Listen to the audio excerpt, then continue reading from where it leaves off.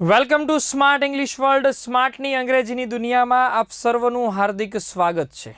આપણે અભ્યાસ કરી રહ્યા છીએ ટેન્સ વિશે અને આજે અભ્યાસ કરવાનો છે ચાલુ ભવિષ્યકાળ. એક એવો કાળ કે જે બહુ ઓછી વખત પૂછાયેલો છે. આમ ગણો તો લગભગ નહિવત આ પૂછાયેલો કાળ. એટલે નહિવત કાળનો મતલબ એવો થાય કે કદાચ આ કાળ જે છે તમે એલિમિનેટ કરી શકો છો, પણ એલિમિનેટ ન કરાય. એકદમ સહેલો કાળ છે. કારણ કે જો કયો કાળ છે? ચાલુ ક્રિયાનો કાળ છે. ચાલુ ક્રિયા હોય એટલે નિશ્ચિત સમયગાળો હશે. નિશ્ચિત સમયગાળો હતો. વર્તમાન કાળની વાત કરી તો વર્તમાનના નિશ્ચિત સમયગાળો, ભૂતકાળ હતો તો ભૂતકાળનો નિશ્ચિત સમયગાળો હતો, ભવિષ્યકાળ આવશે તો ભવિષ્યકાળનો નિશ્ચિત સમયગાળો આવશે. વાક્યરચના આપણે જોઈ લઈએ તો સિમ્પલ. જ્યાં એમિઝાર હતા એને રિપ્લેસ્ડ કરવાના છે વોઝ વરથી. જ્યાં એમિઝાર હતા એને રિપ્લેસ કરવાના છે વોઝ વરથી, અને વોઝવર હતું એને રિપ્લેસ કરવાનું છે શેલ બી વિલ બી થી. એટલે થઈ ગયા ત્રણે ત્રણ કાળ. ચાલુ વર્તમાન કાળ એટલે એમિઝાર, ચાલુ ભૂતકાળ એટલે વોઝવર, અને ચાલુ ભવિષ્યકાળ એટલે શેલ બી અને વિલ બી. પણ નોટ લખવામાં ધ્યાન રાખજો કે નોટ જે છે એની સાથે બી પ્લસ આઈએનજી લઈને આવશે. બી ની સાથે આઈએનજી આવશે, યાદ રાખજો. બરાબર છે. નોટ લાગશે તો શેલ વિલ ને લાગશે, બી આઈએનજી તો કોઈ દિવસ જુદું નહીં પડે. આ ધ્યાન રાખજો કે શેલ વિલ આગળ આવી જાય સબ્જેક્ટ, પછી બી વી આઈએનજી. બરાબર. શેલ વિલ સબ્જેક્ટ, નોટ, પછી બી વી આઈએનજી.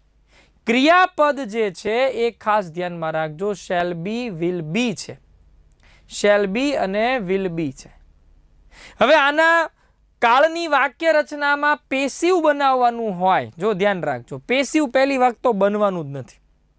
શું કામ નથી બનવાનું? તો કે આપણે પેસિવ બનાવે અહીંયા બીઈંગ લેવું પડે. સમજો. પેસિવ બનાવવા માટે આપણે બીઈંગ લેવું પડે, અને શેલ બી, શેલ અને વિલ, શેલ બી અને વિલ બી પોતે ટુ બી ના ભવિષ્યકાળના રૂપ થયા. એટલે ખરેખર જે છે ને આમ ગણો ને તો બી લેવું પડે ને બીઈંગ લેવું પડે. બી લેવું પડે અને બીઈંગ લેવું પડે. ઘણા બુઠ્ઠા વ્યક્તિઓએ બુકો છાપીને એની અંદર આ શેલ વિલ બી બીઈંગ આપેલું છે. ખોટું, સદંતર ખોટું. બરાબર. શેલ અને વિલ જે છે એની સાથે બી આવે, પણ બીઈંગ કોઈ દિવસ આવશે નહીં. એટલે આ કાળનું પેસિવ થતું નથી, યાદ રાખજો. એટલે આ કાળનું પેસિવ કદાપી થશે નહીં. કાળસૂચક શબ્દ તો ફિક્સ જ છે. કયો? ભવિષ્યનો નિશ્ચિત સમયગાળો. બરાબર. કે ભવિષ્યના કોઈ નિશ્ચિત સમયે કોઈ ક્રિયા શરૂ હતી એવું, કોઈ ક્રિયા શરૂ હશે એવું દર્શાવવા માટે he will be waiting for TV serial at 9 o'clock tomorrow. At 9 o'clock tomorrow, આવતીકાલે 9 વાગે નિશ્ચિત સમયગાળો ભવિષ્યનો. I shall be going to America at 11 PM the day after tomorrow. નિશ્ચિત સમયગાળો. ભવિષ્યનો નિશ્ચિત સમયગાળો હોય એટલા માટે ચાલુ ભવિષ્યકાળનો ઉપયોગ થાય, યાદ રાખજો. બરાબર. ખાસ ધ્યાનમાં રાખજો. કોઈ એક વાક્ય જોઈ લઈએ કે અમે કાલે રાત્રે 9 વાગે ટીવી જોઈ રહ્યા હઈશું, તો we shall be watching TV tomorrow 9 PM. We shall not be watching tomorrow. We shall not be watching TV tomorrow at 9 PM. Shall we be watching TV tomorrow at 9 PM. Simple જે વાક્ય રચના પ્રમાણે છે એ બસ આટલું જ છે આની અંદર. હવે કદાચ પરીક્ષામાં જો પૂછાય તો કઈ રીતે પૂછી શકે એ હું તમને સમજાવું કે when he will come, વેનની સાથે સાદો ભવિષ્યકાળ છે. વેનની સાથે સાદો ભવિષ્યકાળ હતો. પહેલા આપણે વેનની સાથે સાદો ભૂતકાળ હતો તો ચાલુ ભૂતકાળ લીધો. તો વેનની સાથે સાદો ભવિષ્યકાળ હોય ને તો ચાલુ ભવિષ્યકાળ આવી શકે, યાદ રાખજો. એટલા માટે હું વાક્ય લઈને આવ્યો કે when he will come home, his children will be sleeping. જ્યારે તે ઘરે આવશે ત્યારે એના છોકરાઓ સૂઈ ગયા હશે. બરાબર. એટલે યાદ રાખજો. નેક્સ્ટ છે કે at this time tomorrow. આગળ આપી દીધું at this time tomorrow. વાત ખતમ. ભવિષ્યનો નિશ્ચિત સમય થઈ ગયો. all the children ખાલી જગ્યા the cricket match on TV. તો સિમ્પલ વસ્તુ છે. શું આવશે? તો કે will be watching. ચિલ્ડ્રન છે એટલે શું આવશે? will be watching. ક્લિયર?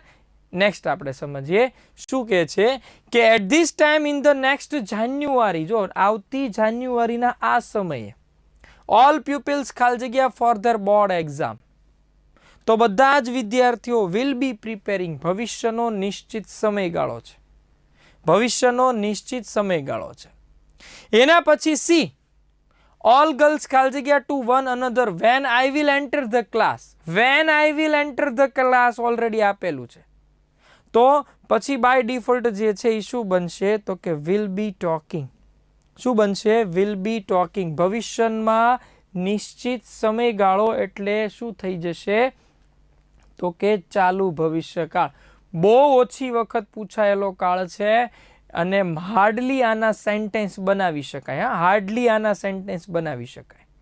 એના પછી છે ઇન 2025 ધીસ ટાઈમ ખાલી જગ્યા યુ ખાલી જગ્યા ઇન ગવર્મેન્ટ સેક્ટર. ઇન 2025 આપ્યું છે તો તમે હશો, એટલે આમ ખરેખર એ શું છે પેસિવ જ થાય, સાદો ભવિષ્યકાળ થાય, પણ એના અવેજીમાં તમે એમ કહી શકો કે સર્વિંગ કરી રહ્યા હશો. બરાબર. બહુ ઓછી આના શબ્દો પણ આના જે વાક્ય બનાવવાની પણ અઘરા હતા. હાર્ડલી મેં આ સેન્ટેન્સ જે છે એ જનરેટ કર્યા છે. બરાબર. એટલે ખાસ ધ્યાન રાખજો, વેરી વેરી ઇમ્પોર્ટન્ટ. અહીંયા આ જે છે એ હતો ચાલુ ભવિષ્યકાળ. બરાબર. મળીએ નવા કાળ સાથે. આઈ હોપ કે તમને નવું જાણવા મળ્યું હશે. નવા કાળ સાથે નવા વિડીયોમાં મુલાકાત લઈએ. Till then take care, bye bye, જય હિન્દ, જય ભારત.